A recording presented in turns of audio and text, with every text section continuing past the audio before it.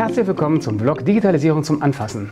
Heute wollen wir die Weiterführung des Digitalisierungschecks besprechen. Mit dabei Mike Donner, unser Business Consulting Experte Mike für den Mittelstand. Hallo Mike. Hi Mick, grüß dich. Okay, wie geht es denn weiter, wenn wir auf der digitalen Reise mit unseren Interessenten, mit unseren Kunden sind und die den Digitalisierungscheck gemacht haben?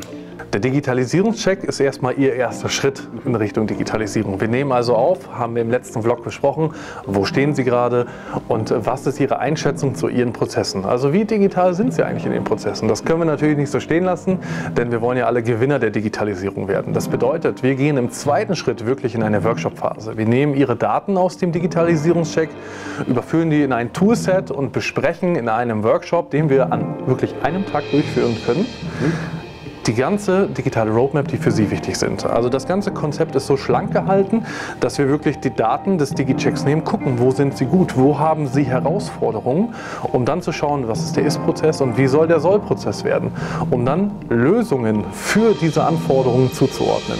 Und das Ergebnis dieses Workshops ist eine Clusterung, wo wir genau sehen, anhand von Prioritäten, die wir auch setzen, was sind Themen und Module oder auch Lösungen für Punkt 1 der Digitalisierung, für Schritt 2 und für Schritt 3. Das heißt, wir erhalten Ihre persönliche digitale Roadmap.